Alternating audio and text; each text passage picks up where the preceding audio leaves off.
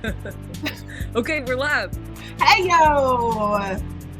Welcome, everybody, to Plots and Politics. This is episode 3 and our very first episode of February, which is Black History Month. So we wanted to do something very on theme for this month. There has been so much conversation about, over the last several years on what we teach in our schools. How much do we get into the history of slavery and racism? And when Sarah and I were talking earlier, we're about the same age, and talking about what our experiences, what our experience in school was, learning about the end of the Civil War and the end of slavery. It was just like Emancipation Proclamation, Abraham Lincoln did it. We're all good here. Let's move on, right? That's it.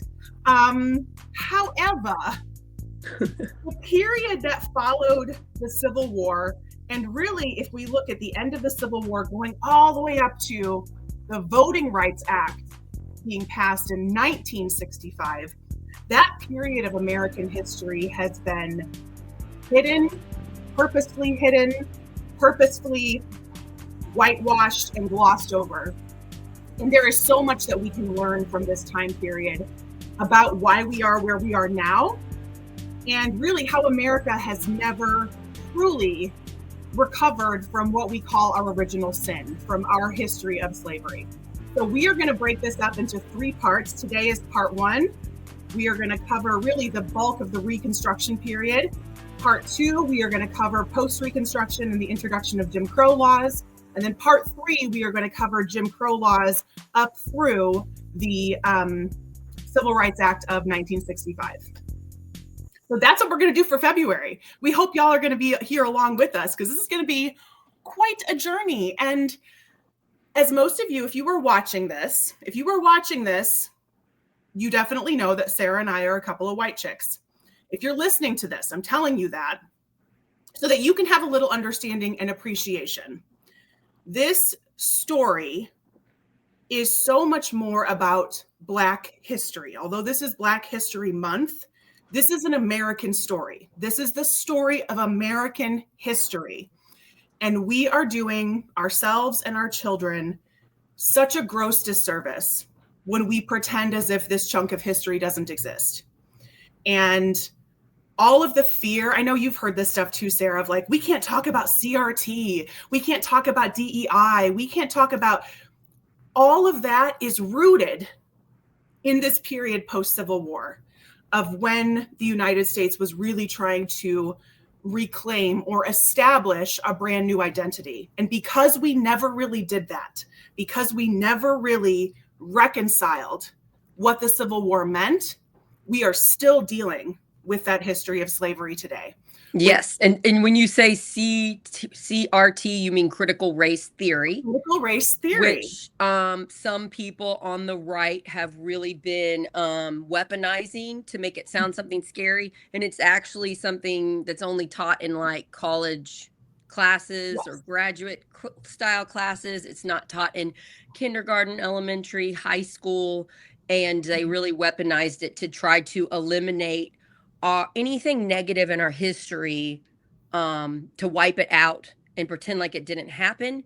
And I feel like it's fear, it's blame, it's white people scared we're being attacked. And I just want to throw out, as a white person, I did not do these things. Maybe some people the same color of my skin.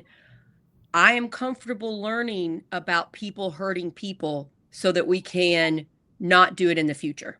Mm-hmm. And the fear of that is hurting America badly right now. The fear of, oh no, a white person did something bad to a Black person, erase the history. Erase it. Is that the answer? We're going to have a cycle, and we're just going to keep hurting people until we learn from our mistakes. So I really appreciate you, Corinne, wanting to talk about this today. You're awesome. I can't wait to learn more. You are a fascinating storyteller. So yeah, let's get into it, girl. All right. And what you just said there, Sarah, really sets us up perfectly for diving into this topic, because there is something completely, there are two different things happening when we talk about an individual's racist beliefs that they hold versus the institution of racism. So those are two different things. As a white person, I can say I don't consciously feel as if any other race is inferior, is less than. That is not a conscious feeling that I have. I just don't feel that. There are white people who exist today who do feel that, who do have the conscious thought, I am better than a person of color. But even though I do not have that conscious thought, I do not hold white supremacist beliefs, as a white person, I can also recognize that I have benefited from the system of racism that has been in place for hundreds of years. So those are two. I think when we start to have this conversation, especially with white people, everybody gets really defensive.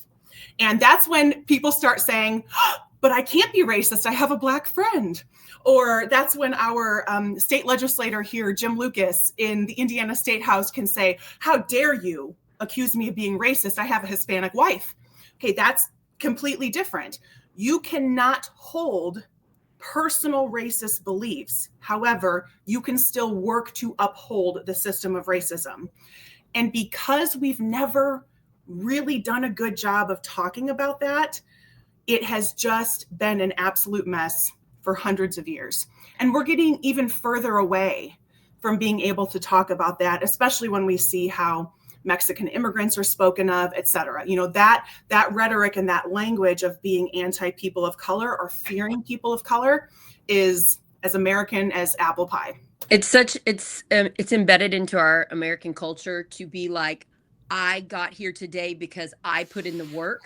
And it's really a complex reason we've gotten there today. Yep. I am very lucky right now. I am sitting in my basement, not having to work a full-time job because my husband makes enough.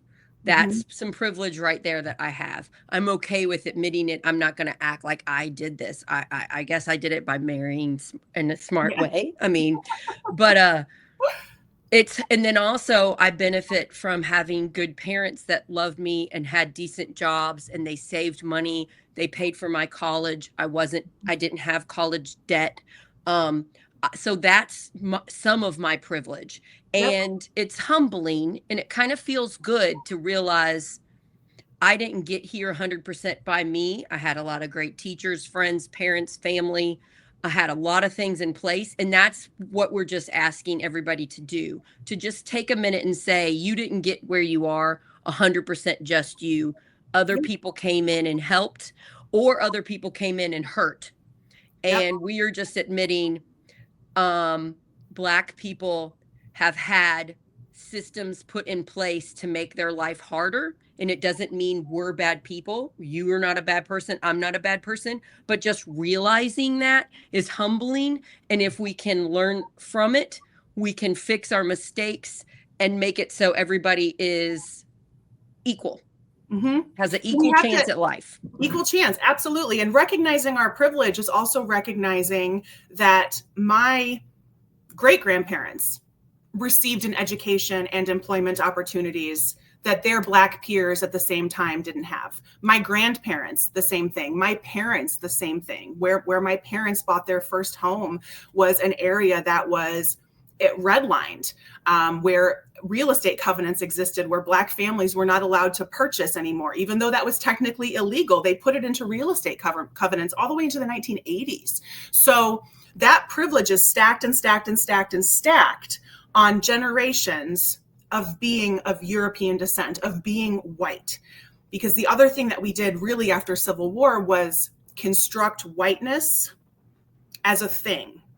And that's another really interesting part. We'd have to go even further back in history, but there really was no whiteness when European settlers first came to North America. The concept of whiteness did not exist. They were English, they were German, they were Dutch. The whiteness as a construct really took hold during slavery and post-Civil War. So that's interesting. I think I really thought of it that way. Thanks for saying it. That makes sense. It's a construct, right? Before, people were prejudiced against another religion or another country, but they're all the same color skin. Yep. So we love to be prejudiced of anybody that's different. So Oh yeah. you take away Black people, people are prejudiced for We are. other reasons. We're horrible. One of my favorite podcasts, they always like when they go back to different, it's called Morbid, if anybody likes true crime or historical podcasts. Anytime they go back in time and they talk about a horrible example of something somebody did in 1752, they're always just like, well, people gonna people. Like people are peopling no matter what time period we're in, right? I use this example all the time. Benjamin Franklin wrote a scathing piece against Germans in the 1770s. In the 1770s, where he is calling Germans barbaric. He is calling them innately criminal, a danger to our American society, right? So yeah, people gonna people. So there, and that doesn't mean Benjamin Franklin is a monster. No. It means we're human. People gonna people. People make mistakes. People are prejudiced, and we can learn from it. So everybody calm down. We don't need to erase Benjamin Franklin. Just like we shouldn't erase this history. So yeah, I think we did a good job of explaining. I think so Everybody too. take a deep breath. If you're worked up about something, this is okay. We're gonna learn some history, and it might make your life better. It might. All right, so let's get into it. So really today we are covering the period of Reconstruction, which is about a 12-year period that began with the Emancipation Proclamation and really ended in 1877 with something called the 1877 Compromise. So that's the span of time that we're talking about here. The Emancipation Proclamation was issued by President Abraham Lincoln in 1863, so 2 years before the Civil War technically ended. The Civil War did not end until 1865. What the Emancipation Proclamation did, although it's been taught to us as a piece of freedom, right? Yeah. It was this beautiful free, it was kind of that, but it was more that the Union needed soldiers.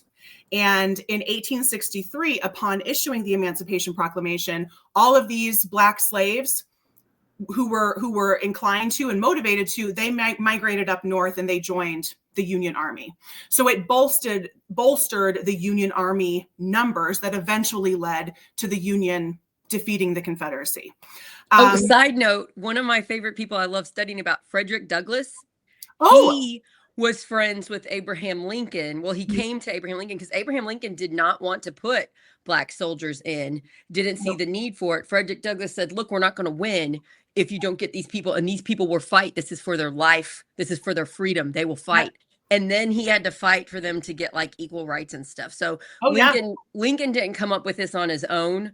He had pressure, and one of it was from Frederick Douglass, a Black man who was a slave and taught himself to write. Very genius man. A genius abolitionist. Yes, so and he's really cool to learn about too. And I've got a quote from him in here right at the beginning of my notes, because so the Emancipate, he had to convince Lincoln to do it. Yes. And that was how he convinced Lincoln, right? Because Lincoln this was not because Lincoln thought Black people should be free.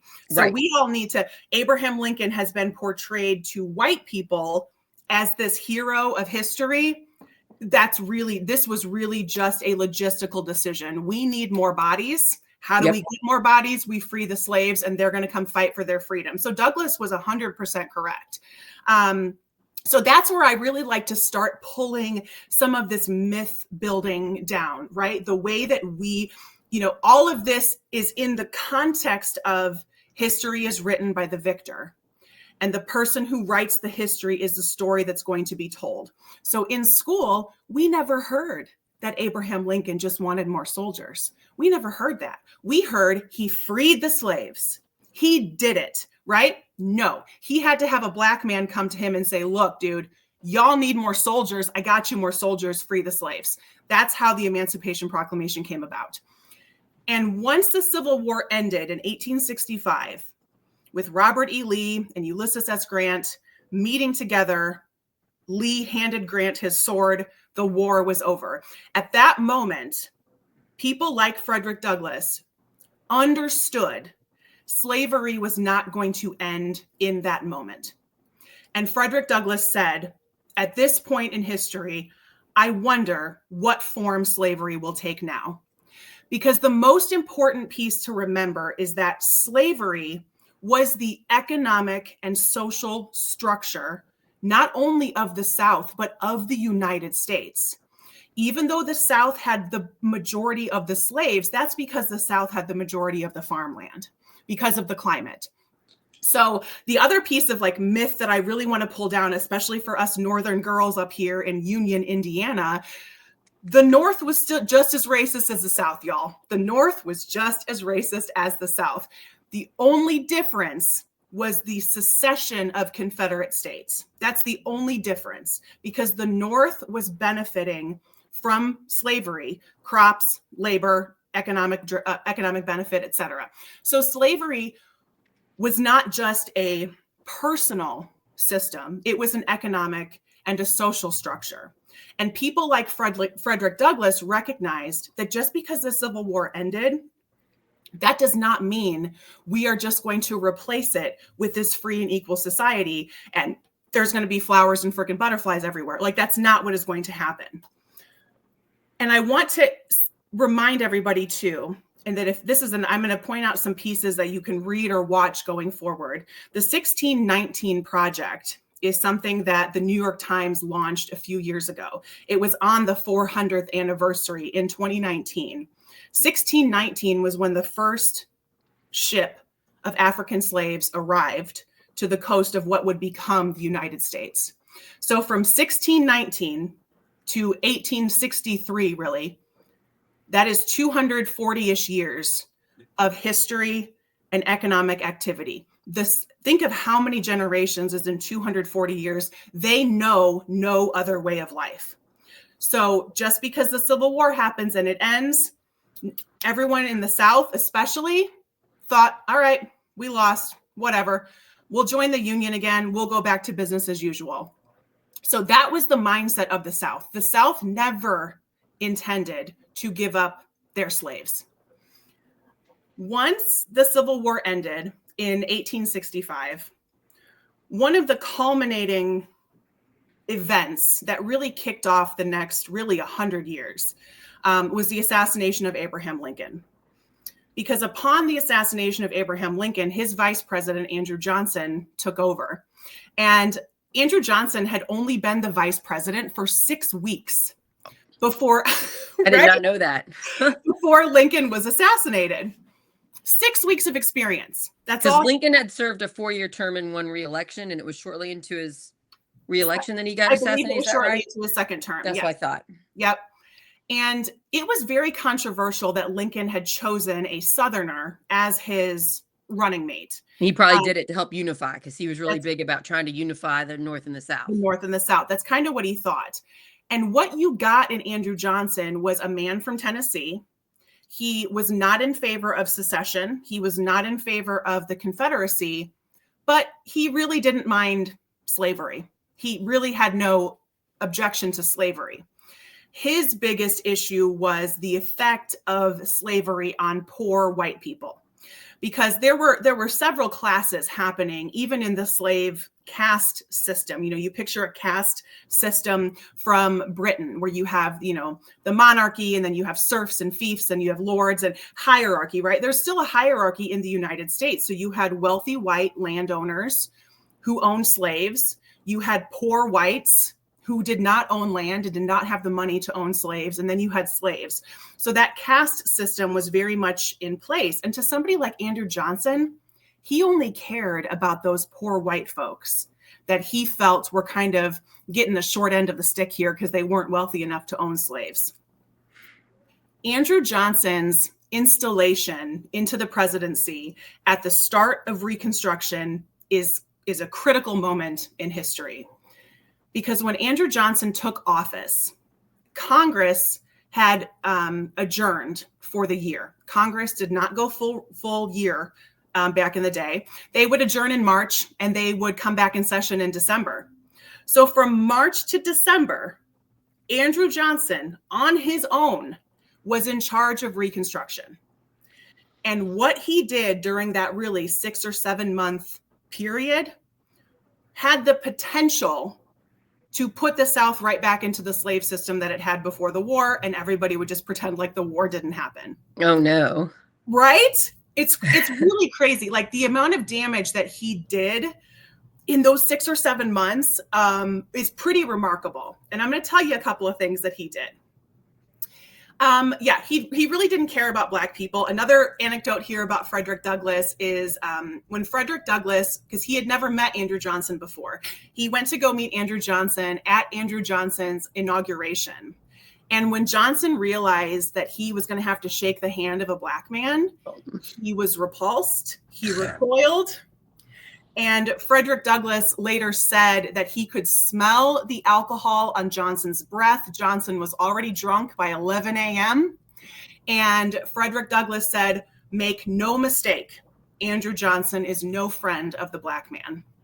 So it was kind of at that juncture that there began to be a real understanding of, we may have gained freedom. The North may have won, but this ain't going to be easy, y'all, because this man does not give a crap about us.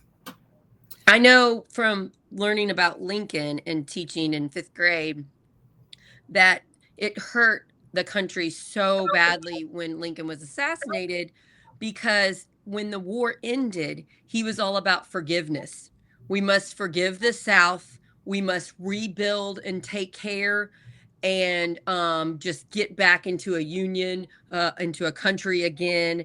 And he would have led with that had he lived. He would have kept saying that. He would have kept listening to Frederick Douglass, who would have given advice on what to do for these slaves that aren't being freed, because there's nobody going down there and knocking on people's doors and making sure all the Black people are free. Nobody's doing that.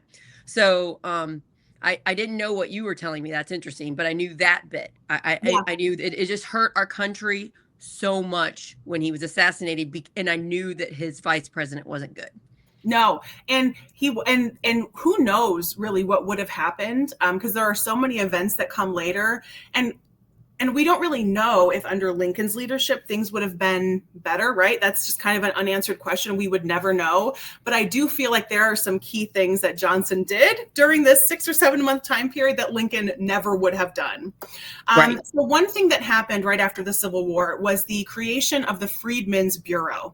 So this was a department, an agency within the federal government. And the Freedmen's Bureau was in charge of just figuring out how we move forward, because there were so many questions, right? If this had been your entire existence for your life, your grandparents, your great-grandparents, and great-great-grandparents in the South, you had no concept of how to be in a store with a Black person, of how to see a Black person walking down the street. You had no concept of that life. So the Freedmen's Bureau went and established satellite offices in all of the Confederate states just to help facilitate this process and answer super basic questions like, can they get married? Because slaves were not allowed to marry, right? Wow. Can Black people now get married? Can they get a job? Can they own property? Can they go to school? Can they get a loan at a bank? All of these very basic questions needed to be answered. And that was the job of the Freedmen's Bureau. The other job that was really important for the Freedmen's Bureau to do, and they hadn't quite figured out how to do it yet, but they were in charge of over 800,000 acres of land that had been seized by the federal government during the Civil War, mostly from white slave owners. And this is where that famous phrase that I'm sure we've heard it before, 40 acres and a mule, comes from, is because those were some of the proposals that were coming forward. We'll give every freed slave 40 acres and a mule so they can start farming their own land, start making their own way in this world. While they were kind of working out the logistics of that, because so Johnson is in DC, the Freedmen's Bureau and everyone that is running it are in their satellite offices down in the South and Confederate states. And also just kind of think of like how hard communication was during this time. Like you're doing telegrams, right? It's not like you can look at Johnson and be like, whoa, dude, don't do this. Because we got to remember, President Johnson's biggest beef was just with the white wealthy slave owners and their oppression of white people. He did not care about Black Americans. So what Andrew Johnson did was he told all of these white states, if you don't want your land given away, you better personally call me and apologize to me. What? That, seriously, the audacity of this man, right? So that's what the white Southerners did. They pretty much went to President Johnson. They groveled at his feet. They begged him for forgiveness. And he just issued them a presidential pardon while Congress was not in session. So this was one of the biggest moves that Andrew Johnson did, because then these white former slave owners went back to their farms in the United States South with their presidential pardons and pretty much told the Freedmen's Bureau to pound sand. You're not giving any of this land away because it's mine. The president just told me that it's mine. Wow, I had no idea that happened. And I consider myself a person who knows stuff about history. Right? That's amazing and It's terrible. Terrible. So what happened, because we have to, that quote from Frederick Douglass, right, when the Civil War ended, when he said, what form is slavery going to take now? Because slavery was going to take another form, even if we weren't going to call it that. So what happened once all of these white former slave owners got their land back is they needed workers. Black people needed a place to work. So they had to enter into labor contracts, most of the time with the white men who formerly owned them. So even if they didn't own them anymore, they are now still their employees. That was how all of this, because that was a huge, how are we going to farm this land? Black people, it was illegal for them to learn how to read and write. Some of them learned, but most of them didn't know because it was illegal. They don't have money. They don't have an inheritance, or it's like they're lucky if they found out they were free. They were lucky if they were able to get this land and a mule, but it sounds like a lot of them didn't. And then how would they know about it if they can't read or write, and the white people that they know want to stay in power of them? How are they going to get there? Where's because there's no, right, because that's the other, because there's no structure. The structure is kind of, think of like if you put on somebody else's shoe, how weird that feels on your foot, right? Because that person's foot has molded the insole of their shoe. If you want that to become your shoe, you are going to have to wear it and be really uncomfortable for a long time because it's a different footprint. So that structure of slavery was going to be so uncomfortable and really economically devastating to undo. And people were not willing to accept that discomfort for a long period of time. So everybody just slid back into their old shoe, right? Change is hard. We're struggling with that now. Anytime anybody says, let's do this thing that helps these people, it's like, oh, it's scary, change. No, let's not do it. Ooh. So yeah, that makes sense. And that's kind of how I think about like that adjustment period. If people just would have like bit the bullet and let this adjustment happen and suck and be uncomfortable for a couple of decades, because how long does it take you to undo 300 years? It's going to take you longer than a few months. Andrew Johnson did all of this in months after the Civil War ended. Within months of the Civil War ending, President Johnson gave those white slave owners back their land. Wow. And he also installed white state legislatures in all of the southern states. And he personally, via presidential pardon, restored all of those southern states to the Union. He just snapped his fingers and said, you're back. All's forgiven. Because again, the only thing Andrew Johnson cared about was retribution for his poor white folks. And he wanted these rich white people to grovel at him. That's really all he cared about. So by the snap of his finger, before Congress even convenes, he installs legislatures into Mississippi.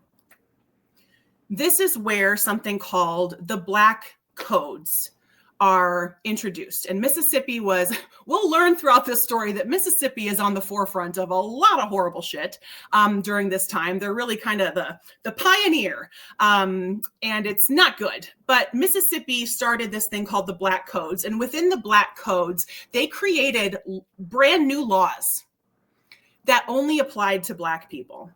And these laws were things like vagrancy, really just a Black person standing on a street corner, insubordination. So they created all of these things, and they tied these financial penalties to these acts. So they said, we just made it a crime for a Black person to stand on the corner, because they were able to usurp the Emancipation Proclamation. They were able to usurp all of that with their own state laws. So they're like, we get to make our state laws, and we just made laws that says Black people can't do X, Y, and Z. And when Black people do X, Y, and Z, we get to fine them. Oh, they don't have any money? No problem. You can go work on our land and work off your fine. So it's just another form of slavery. Exactly. Just like Frederick Douglass said. Let's rework the laws, and let's just keep these people oppressed and in slavery. Let's not, they should have been having schools. The first thing that needed to be done is they needed food, a safe place to stay, and they needed education. So that would have been a lot of money, but it would have saved money in the long run, of course. But if they actually looked at them as human beings that had value, that's, in my opinion, what should have been done. Get them places to live, and then pay. They could have helped the poor white people. They could have paid the white people for doing a good job taking care of them. They could have paid them for educating them how to read and write. Like, there could have been systems in place to pull everybody up. Everything could have been done differently, but everyone was so primed to slide right back into this economic model, because they could never. Yeah, they could never, because once they entered into labor contracts with the former slaves, they were pissed that they had to pay them. They were mad. Oh, yeah. So, because that cuts into their profit. They've had 300 years of free labor. And I want to touch on, for just a couple of minutes, if you don't mind, Corinne, the biggest thing that I think we miss when we talk about this topic, because it has been whitewashed from history, even people with the best of intentions, is how people in America, after this 300 years of slavery, how people thought of Black people. They didn't even, a lot of them, not everybody, I would say the culture didn't even think of them as people, as humans. They didn't even treat them as well as they treated livestock. And I had in my classroom a really old book, and I don't remember the name of it, but it was real accounts of slaves and what their lives were like. And my fifth graders started reading it, and they came up and they said, I don't think this is appropriate for fifth grade. And I go, why not? And they started telling me, and I was like, oh, it's not appropriate for fifth grade. And then I gave it to the eighth grade teacher, because it told true things. And I'm going to tell you something pretty terrible, just so you guys can get a touch of what I mean. Slavery was so terrible. There were Black women that had to work in the fields, and they were raped a lot of times, and they had many children. And sometimes there were accounts of these women. There would be a storm, and it would flood, and the women would drown their own babies so that they wouldn't live that life. And I'm like, when I read that in that book, I was like, oh, we're not getting a real picture of the horrors that these people faced. And we don't fully understand, because we don't want to think about it, how people thought of them as less than human.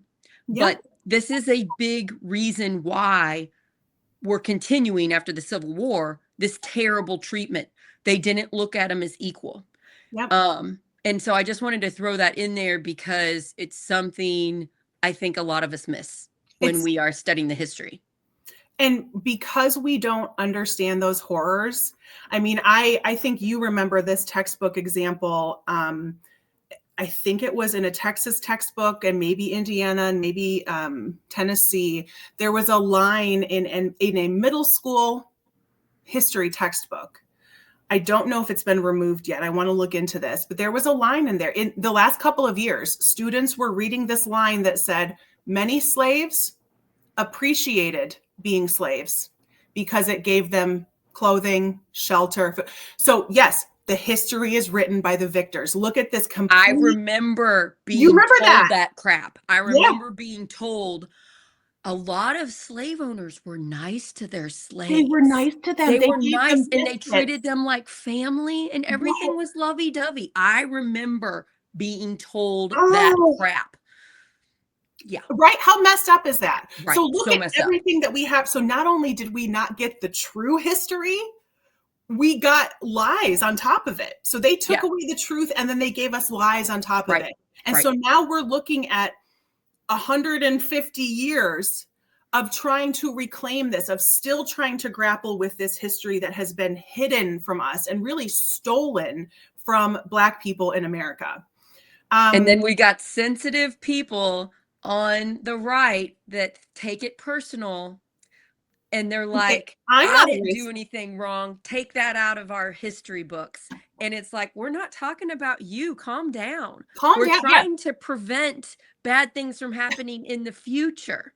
Yeah. Why are And you trying to it's make like, this about you? It's not all why do you about got to you. make it personal? It's Let's not learn about personal. history. Yeah. Let's learn about history so that we treat people better. Every human being deserves respect and and compassion. Yep. One set of people are not better than other sets of people. Hmm. We have got to stop acting like that. Right. And the only way we stop acting like that is if we learn about what actually happened. Yeah, and So I am upset that I was told that. Aren't you? same. It Yeah. pisses me off. It Yes. pisses me off every time I read these books or I watch these documentaries or something. I'm angry Yes. because I understand how my neighbor who got pissed off when Barack Obama got elected, I understand why they were angry. Because they have been taught this nonsense their entire life. We've come up to that moment, right? Barack Obama being elected president was a beautiful. We all of us really felt kind of, especially white people, felt a real false sense of we did it, y'all, victory. And Racism is fixed. fixed it. And then here in Indiana, half of our population, because Barack Obama, yes, while he won Indiana, he only won it by like 0.3%. And just the first time, not the second. Just the first time, not even close the second time. But white people lost their minds. And so that's the other theme throughout this whole thing is Frederick Douglass saying, what's going to be the new form of slavery?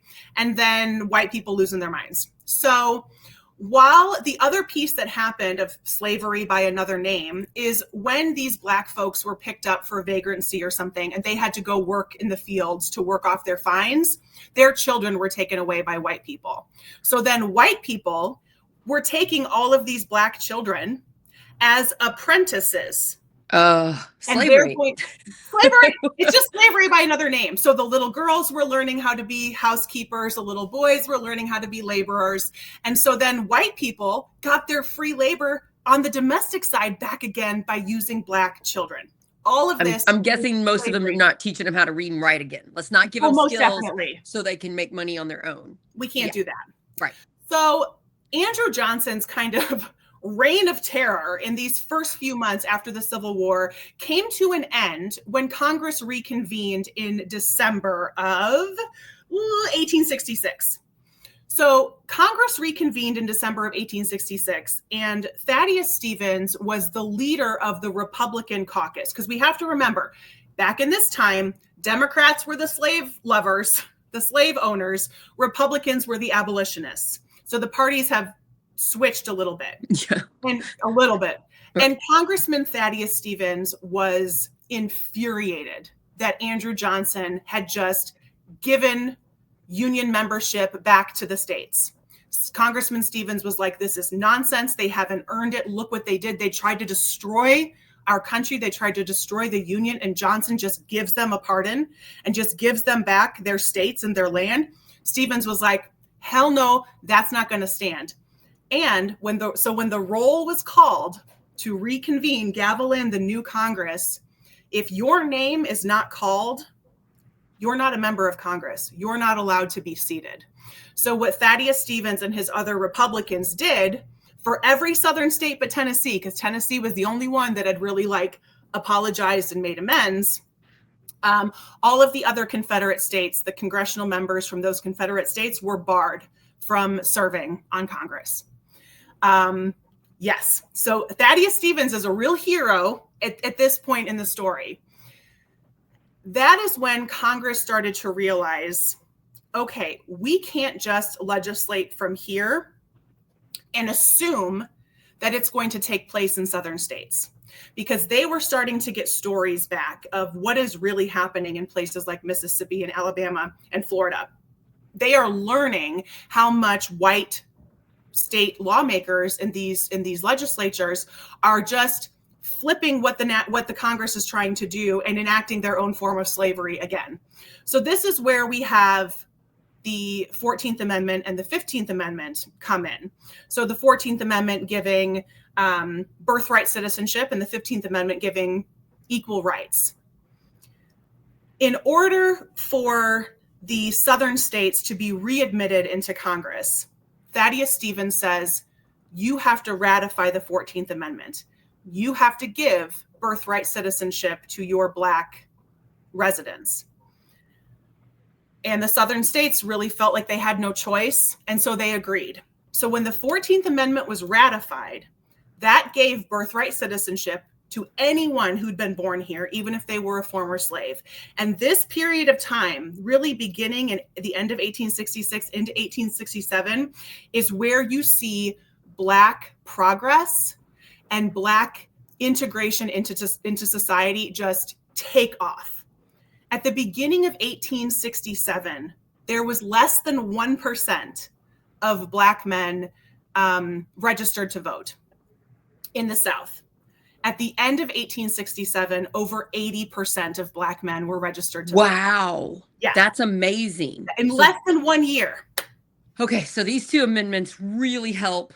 Huge progress very quickly. Yes, and what the federal government also does during this time is, because the KKK, y'all, they founded in 1865.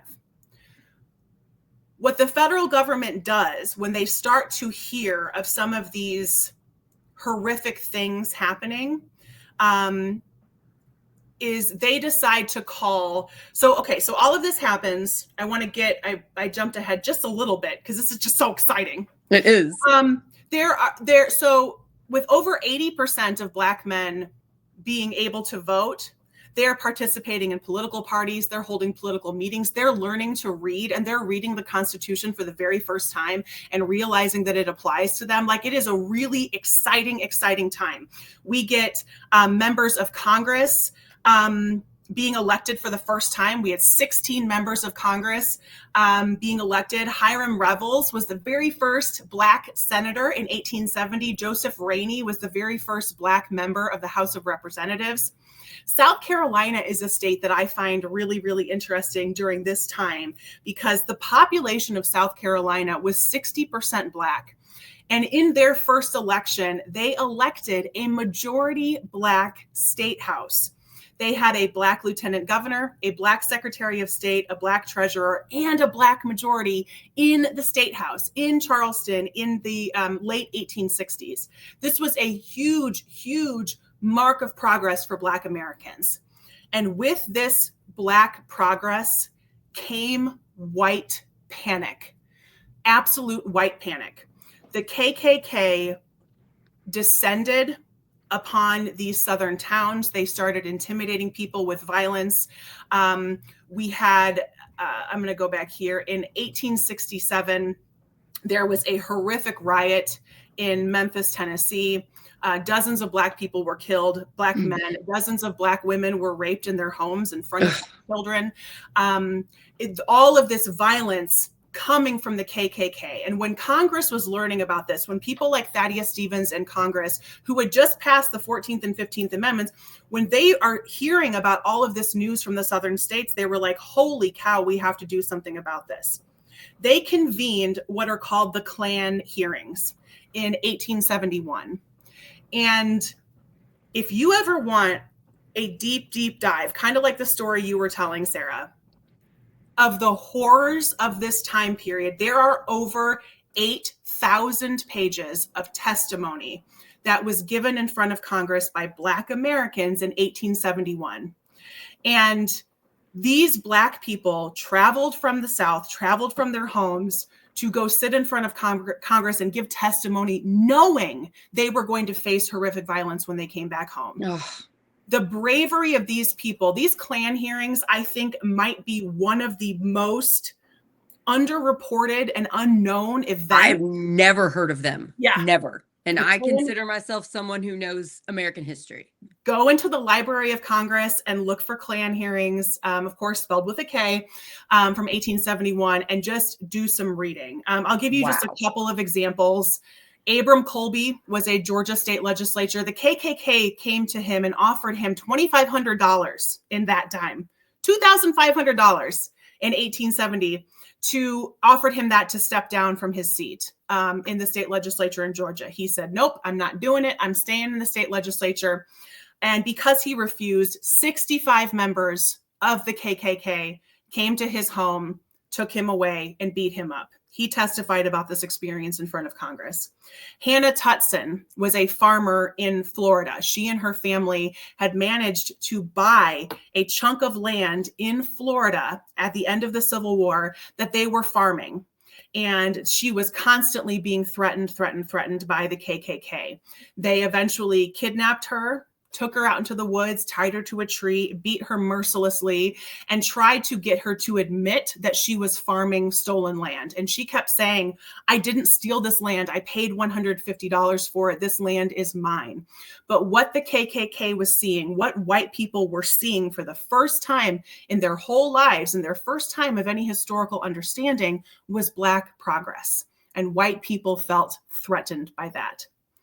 Once the members of Congress understood that this kind of hell was being unleashed of the people of the South, Congress decided to deploy federal troops to the Confederate States to kind of maintain order and protect Black residents. So these federal troops, similar to what the Freedmen's Bureau had before, had satellite locations around the Confederacy, and they were in place to keep order and protect Black people. And that was a result of the Klan hearings. So Congress heard these horrific stories of the Klan hearings. They're like, we've got to maintain order. We deploy federal troops to the South. Around this time, 1871, 72-ish, this is kind of when the North starts to flip against Reconstruction. So they're against Black people? Yes, they're against Black people regaining this power because, again, nobody was willing to accept the discomfort for just a little bit, maybe a decade, 2 decades. Nobody was willing to accept that discomfort. So in 1871 and 72, 6 years into Reconstruction, that's all we are. We're 6 years into it. Major newspapers in major northern cities like Chicago and Cleveland and New York start writing pieces and publishing political cartoons against Reconstruction, against Black people.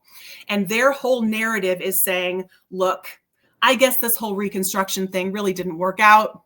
Seems like there's a lot of violence happening. We should probably just go back to slavery. So like, how messed up is that? Right? Because the KKK and white people are mad and they're enacting a lot of violence against Black people, that's too disruptive. We should just go back to slavery. Let's just go back to completely oppressing all of them. Where we enact a bunch of violence on Black people so that was the narrative. So you can kind of see even in the North, we need to stop. A lot of people saw this as immoral. There were Quakers, there were religious groups, there were political movements, there were women fighting. There were a lot of people saying, these are human beings, we should take care of them. Yep. And we know a lot of those stories, and those are more comforting, but I just want to admit, those are also going on at this time. Those are also going on. So there are many great humans fighting this. And I also see a lot of parallels to what's going on today with after Obama, when we're like, racism's fixed. We did it. I see some similarities here to what happened after the Civil War. This is interesting. There's so much there. And some of the most famous pieces, there's a horrific political cartoon in a New York newspaper reflecting the South Carolina legislature, because the South Carolina state legislature made such huge strides. They had a majority Black legislature. This New York newspaper that used to be pro-abolition that used to be pro-freeing the slaves is publishing horrific political cartoons depicting Black men as beating white men in the South Carolina legislature. And that is literally all you need to do to spark fear.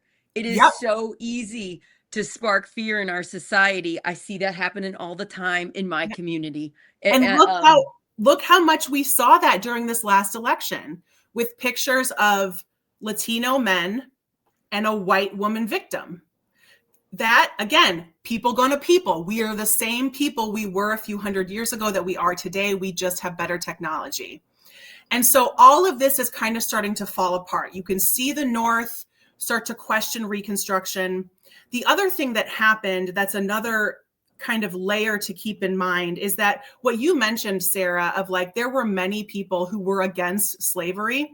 There were lots of people in the South who were against slavery. There were lots of people in the South who did not own slaves, who did not believe in it, who did not want to secede from the Union. But what happened post-Civil War is General Lee, the Confederate general, became a folk hero to these people. He became their king. And whether you were against slavery or for slavery, post-Civil War as a Southerner is when you start to see the antebellum personality begin to be created. It didn't exist before. This idea of the antebellum South, this idea of this beautiful representation of Southern culture and Southern whiteness did not exist before, because what Lee was able to do post-Civil War is he started rewriting the story of the Civil War. He did a lot of writing up until his death. He died in 1870, but General Lee did a lot of writing up until his death where he's rewriting the history, and he is framing the entire Civil War as a Northern attack against Southern culture. This is our way of life, and they don't understand it. This is where you start to hear states' rights. This is about states' rights, right? It was all about slavery. But if he starts to rewrite the history and say, these Yankees are attacking our Southern culture, it was the first time that you started to see being a Southerner become an identity. And we didn't have that before. The South didn't have that identity before. And we know that identity now. You know the Georgia peach, right? You know the Southern belle. You know the depiction from Gone with the Wind of Scarlett O'Hara, right? We know the Southern depiction. That did not exist prior to the Civil War. It was a creation mainly from the writing and the influence of General Lee. So when General Lee died, it is their Messiah dying. Wow. Messiah dying in the South. And his death leading up to Ulysses S. Grant's second election, so he was reelected to the presidency in 1872, those things are kind of all brewing at the same time. You have the North kind of turning against Reconstruction. You have state legislatures trying to regain some kind of control. But remember, federal troops are in place during this time in the South to keep everything in order. So this is a period of time where Black people were buying homes. They were, so 1863 to 1877, this really following the Klan hearings. So from 1871 to 1877, Black people were freaking thriving. They were being elected to Congress. They were opening businesses. They were going to schools. This was when Black schools were opening, and they didn't care about segregation because most Black parents wanted Black teachers anyway. So they're like, fine, you don't want to send your white kids to our school? That's cool. It probably would protect them. We're going to have our own children schools to get racist comments, to get picked on. So it makes sense to me as a mom. I would want my kids with people that care about them. Yep. And like people who look like me and understand. Right. Me, right? So I get that. So all of this is happening. I mean, the gains that Black people in the South were really able to make from 1871 to 1877 has not been replicated by any demographic of America before or since. 6 years, what they were able to accomplish in 6 years was remarkable. Reconstruction came to a crashing halt in 1877. The presidential election of 1876 pitted, hold on, I want to find his name. Oh no, I'm going to Google it real quick. Oh, yeah, no, I remember. Sorry. The election of 1876 was Rutherford B. Hayes, which we know that name. President went on to become president. Rutherford B. Hayes versus Horatio Seymour. I mean, these names are just freaking phenomenal. So Horatio Seymour was the Democrat. Hayes was the Republican. Seymour actually looked like he was going to come out on top. It looked like Horatio Seymour, which how fun would that have been? Horatio would have been the president. There was a backdoor dealing that happened where the compromise of 1877 was struck. And what this compromise was Seymour supporting Democrats agreed to let Rutherford B. Hayes have the presidency, let the Republican have the presidency, if he agrees to remove the federal troops from the former Confederacy. What? The compromise of 1877. No idea this happened. Right? That compromise was struck. Rutherford B. Hayes said, yep, I want to be president. I will take the presidency and I will withdraw the troops from the South, because those federal troops were the only thing that was keeping the KKK and white people in the South from absolutely wreaking havoc. I mean, of course, they were still wreaking havoc, but they weren't able to. But not as much. It was better. Yeah. Yep. Yeah. So the compromise of 1877, Rutherford B. Hayes, in exchange for becoming president, pulled all of those troops out of the South. And then the period of post-Reconstruction begins in 1877. And that's where we will pick up for part 2 of our Black History series. Just a couple things that was fascinating. Thank you, Corinne. I learned so much from you. You're amazing, girl.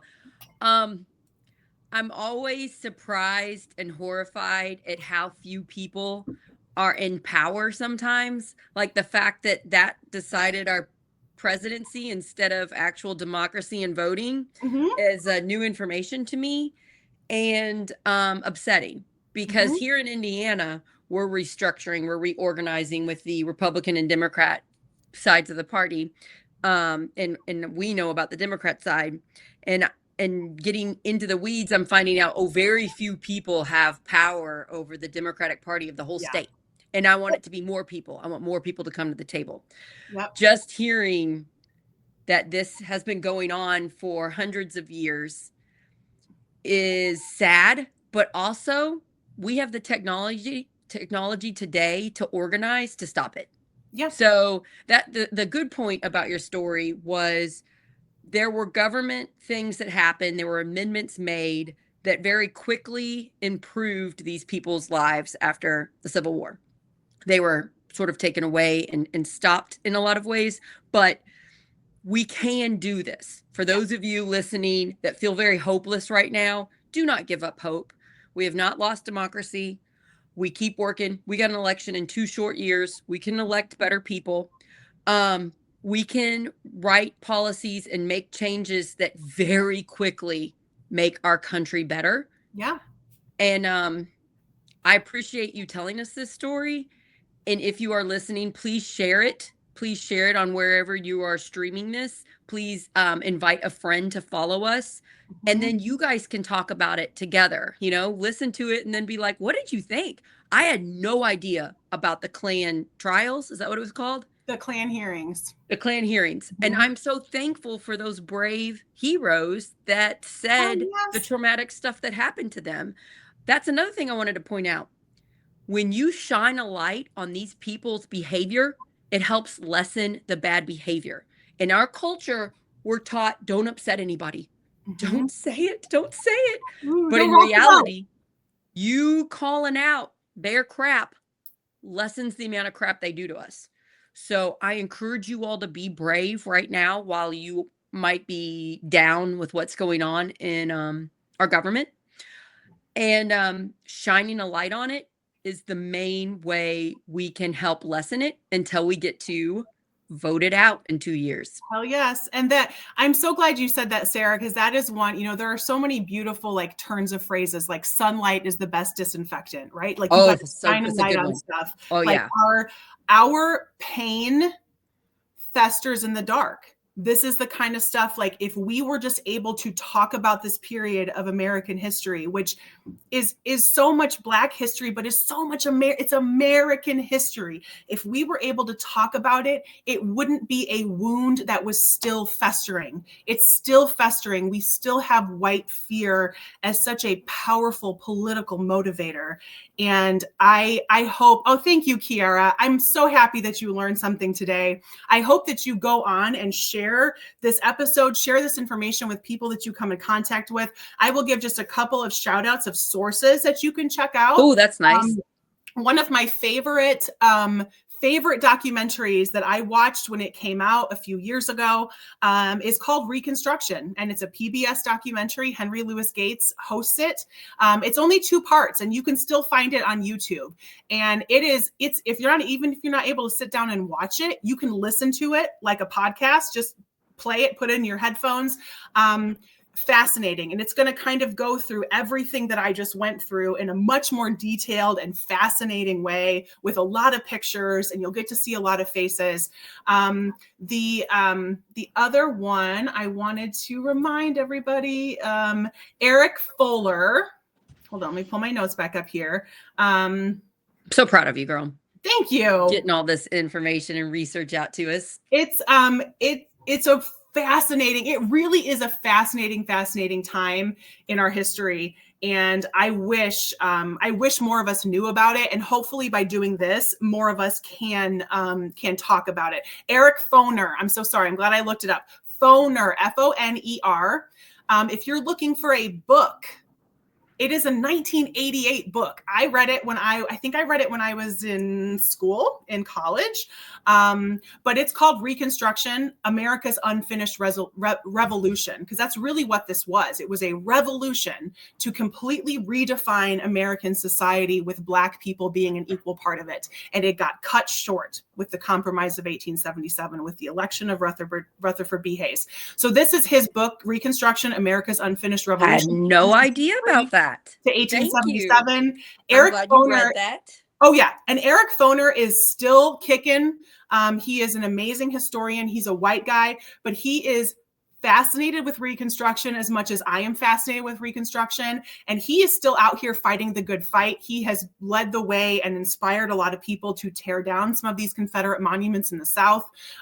He has called out Donald Trump when Donald Trump said taking down those monuments was killing our American history. And he corrected him and said, no, those monuments are symbols of worshiping white supremacy. I mean, he really is not only walking the walk in the work that he creates as a historian, he's actually a public speaker as well, and goes out and shares the story. And he is featured in that documentary too. There are so many smart people in that documentary. That's cool. A really good place to start if you're just looking for kind of an overview of Reconstruction. And I want to give some advice. If you are watching this, you clearly care and you want to make the world and America a better place. Thank you for listening. Yeah, I bet you know, just like I do, people that this would upset. They would take it personally. How dare you? And they would stop listening. And you're thinking, these are the people that need to hear this. And I'll be up in just a second, sweetheart. Okay, play your iPad. It's on the table. Sorry, my daughter's homesick. That's why I keep going back up. You're fine. Just play your iPad, sweetheart. I'll be up there in just a minute. It's on the kitchen table. Okay, I'll be up in just 2 minutes. Anyway, sorry. So what do we do for the people that we know are going to take it personally and get upset? And first off, don't you get upset. That's my best advice. You can't lose your temper or let your emotions get the best of you, even though they might. And then second, to say, in as nice a way as you can, is this fear? Are you scared of something because there's differences?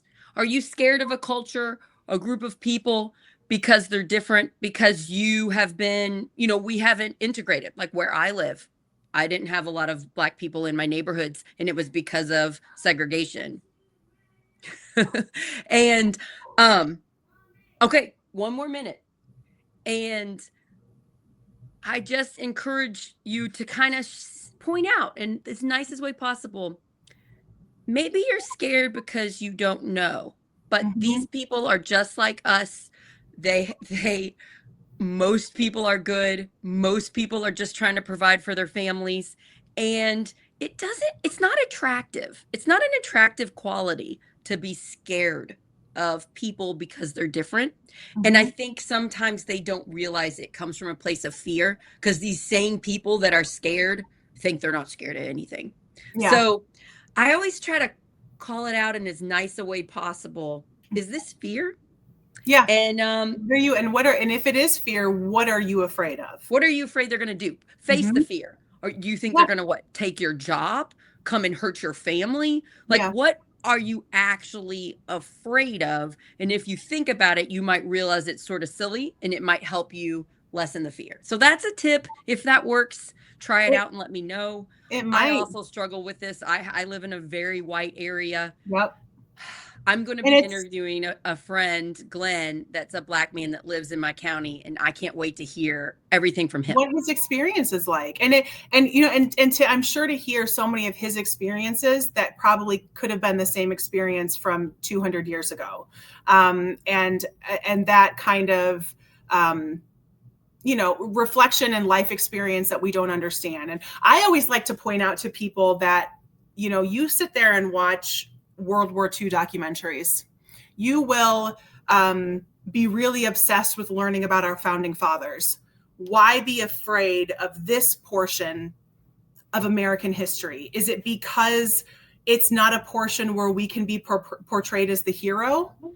I wonder if that's why when Yes. you watch, Well, if you think of the whitewashing of history, yeah, and they're think of doing how that like a lot. our World War II movies are, right? Americans are the heroes. I mean, even though it's much more complicated than that. I mean, if anybody, I think of this example too. If anybody watched the movie Oppenheimer, go check out Japanese people walking out of the movie theater after seeing Oppenheimer. Go watch a YouTube of them, and most of them are speaking in English, of their perspective of the movie Oppenheimer. And you will understand how our version of history is meant to always characterize us as the hero. And because Reconstruction, post-Reconstruction, Jim Crow is not a place where white people can be portrayed as heroes, we don't talk about it. But I always say, like, I am of German descent. I am not afraid to watch documentaries about Nazis because I know it ain't about me, right? It's not all personal, right? I am of French descent. I am not afraid to learn about the French Revolution and the horrors that happened to the working class in France by the bourgeoisie. I'm not afraid to learn about all of that because that's history. And I don't need to see if anybody sees the logo of this episode, y'all, that's my ancestor. He was a French duke and he participated in an assassination plot of Henry IV. This dude killed a king, right? That's my ancestor. That's my history. That has nothing to do with me. It has Yeah, it doesn't nothing make to do you with a bad person. no, nothing to do with me. But I can learn about those pieces because it's fascinating and because we can learn from it collectively. The So thing, we can't, yeah, we can't be afraid, and we can't only want to glorify history when we think it gives us a reason to puff our chest. Like when we think like, yeah, Americans did it. Meh. Like that can't be the only reason that we are interested in history is when it makes us feel good. History is very gritty and painful. the thing that makes me so upset that the other side does to the side I'm on is they act like it's not American to call out our truth. They Mhm. act like we don't love our country when we shine a light on things that aren't favorable for America. Oh. And that is just not true. I love Mhm. America. I'm so grateful I get to live here. We still have a democracy. It might be shaky, but we still live in a democracy, and we are so lucky to live here. A lot of other people that are born in a different place don't have as many freedoms as we do.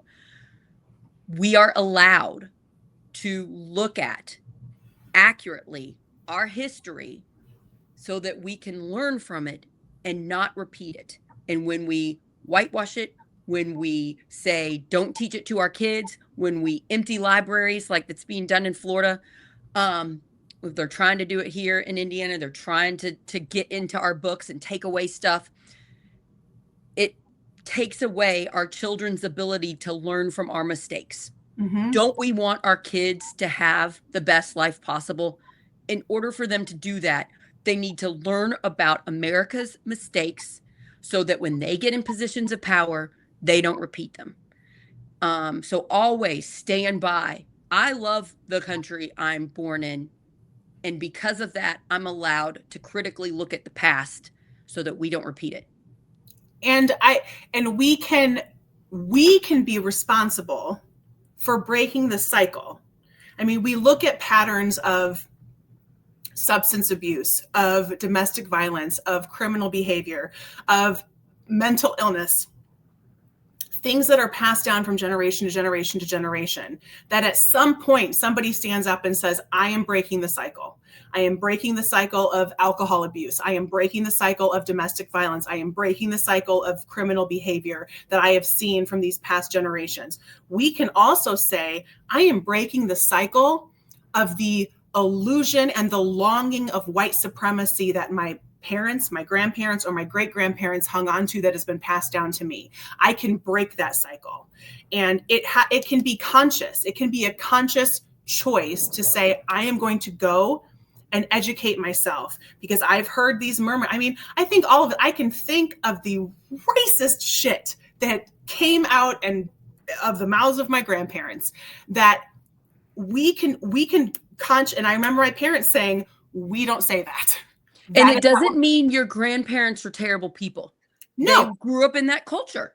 They were told these things. We need to stop. And they never we need to stop making these people monsters. They're being taught incorrect things and they're believing them. That doesn't make them a monster.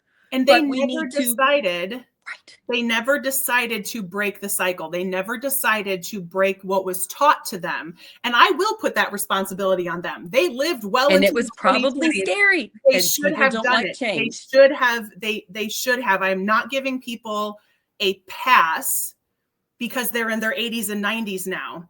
I understand they were born in a different time, but they should have grown and changed as they learned this information. And it's on them if they've decided to, if they decide not to learn and grow and change. What I keep seeing is people not learning and growing on a certain side and getting very defensive and being like, I did nothing wrong. And it's like, well, this isn't even about you. It's not. Why is it right? And so we talked about this earlier, Sarah, of like our American exceptionalism or our American individualism that leads us to believe we are a product of nothing but our own personal hard work also makes us turn everything into being about us. Maybe as Americans, we're taught to be a little narcissistic, right? Like we're taught about you're special. This is the American dream.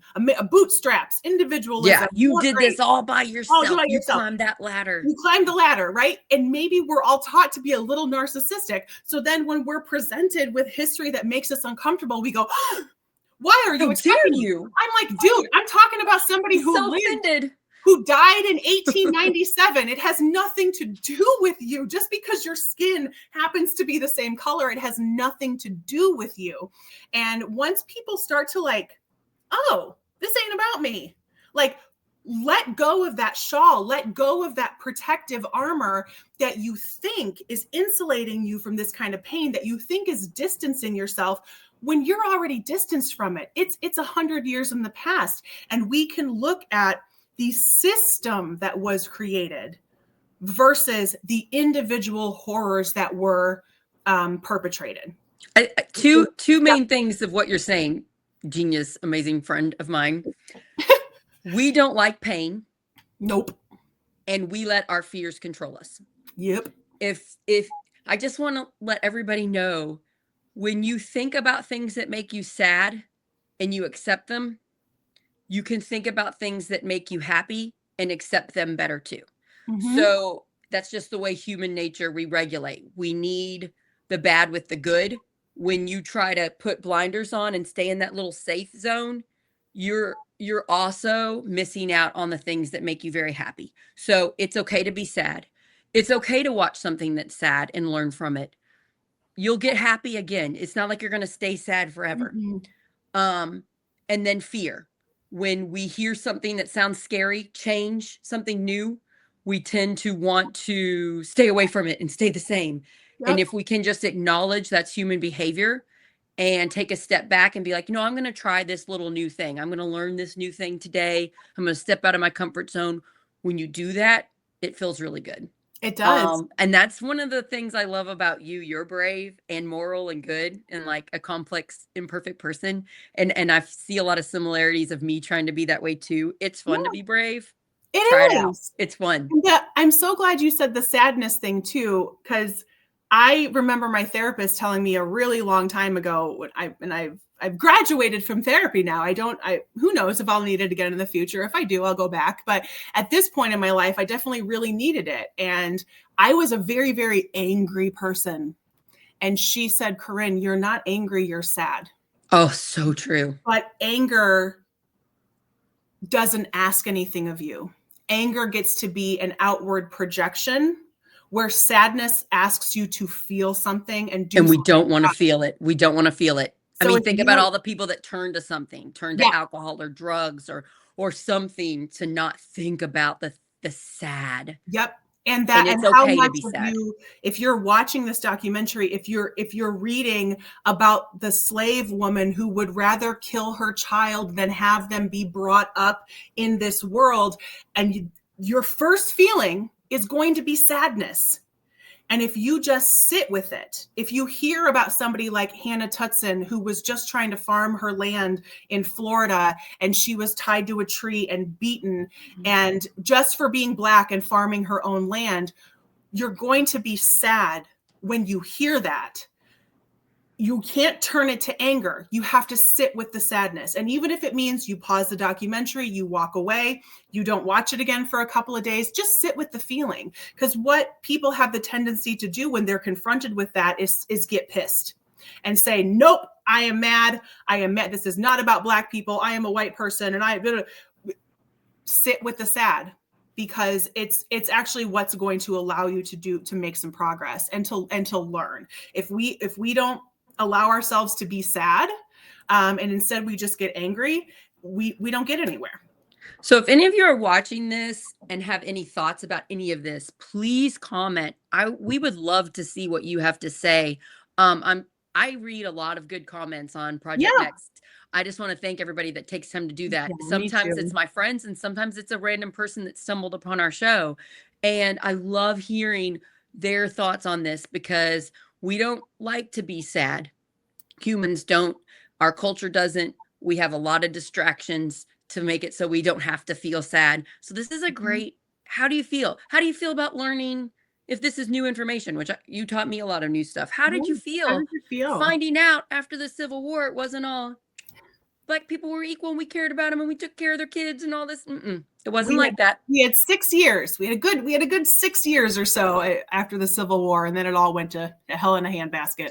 With a sort of an election that wasn't very democratic, which Yep. is interesting for me to learn. Very interesting. I think of the Hamilton song, The Room Where It Happened, right? I think about that now with our, the party restructuring in Indiana and the deals that are being struck in different spaces. Like that room with Rutherford B. Hayes in 1877, that was the room where it happened, right? And nobody really knows what was said. They just know that the compromise came out of it. And I always want to shout out, if we went back in time and women were treated equally and about half of the people at the table were women, what would be different about our lives today? Mm-hmm. Not saying there aren't terrible women in power. I know some women that I don't think should have power that have power.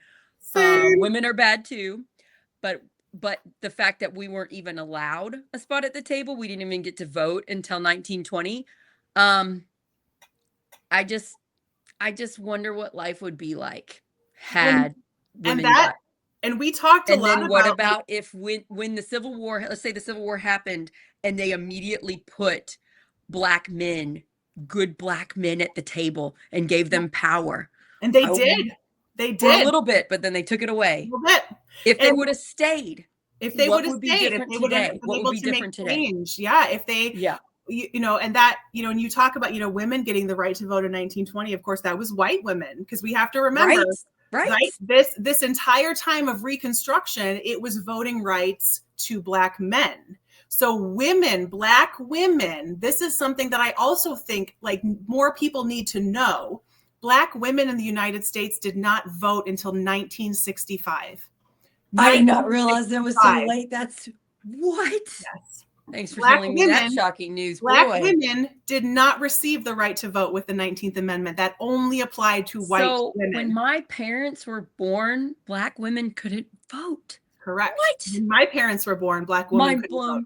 I didn't know that. When you think about that, and you're like, oh my God, like the fact that Black women are doing as well as they are becoming incredibly educated. The demographics, the statistics are showing us the progress that Black, not only women, but Black men and women have made post 1965.